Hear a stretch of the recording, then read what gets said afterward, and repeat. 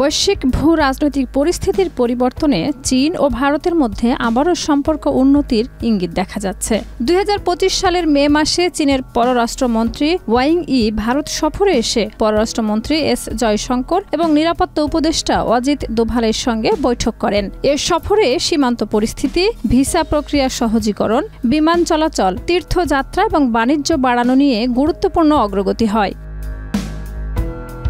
২০২০ সালের ফেব্রুয়ারিতে ভারতের আহমেদাবাদ শহরে আয়োজিত বিশাল এক সমাবেশ নমস্তে ট্রাম্প এ অংশ নিয়েছিলেন যুক্তরাষ্ট্রের প্রেসিডেন্ট ডোনাল্ড ট্রাম্প। এটি ছিল প্রেসিডেন্ট হিসেবে তার প্রথম ভারত সফর। সে সময় ওয়াশিংটন ও নয়াদিল্লির মধ্যে দ্বিপক্ষীয় সম্পর্ক ছিল বেশ উষ্ণ, আর বাণিজ্যিক লেনদেনও বাড়ছিল ক্রমশ। ভারতের প্রধানমন্ত্রী নরেন্দ্র মোদীর সঙ্গে ট্রাম্পের ব্যক্তিগত সম্পর্কও ছিল বেশ ঘনিষ্ঠ।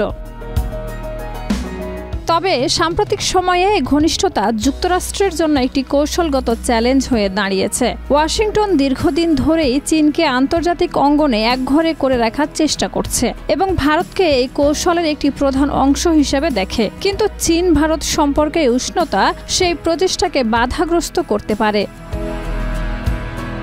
বাণিজ্য নীতির দিক থেকে যুক্তরাষ্ট্র ও ভারতের মধ্যে টানাপোড়েন বেড়েছে।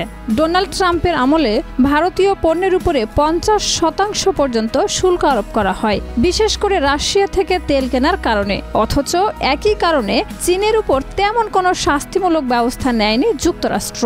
এই বৈষম্যমূলক আচরণ ভারতকে চীনের সঙ্গে বাণিজ্যিক সম্পর্ক জোরদারে আগ্রহী করে তুলেছে।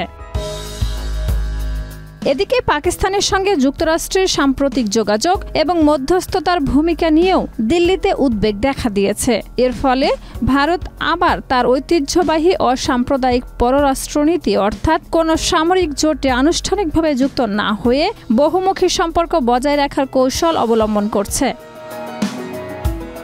ভারত এখনও পররাষ্ট্রনীতি বজায় রাখছে, যেমন বিভিন্ন দেশের সঙ্গে অংশীদারিত্ব থাকলেও কোনো সামরিক জোটে আনুষ্ঠানিকভাবে যুক্ত হয় না।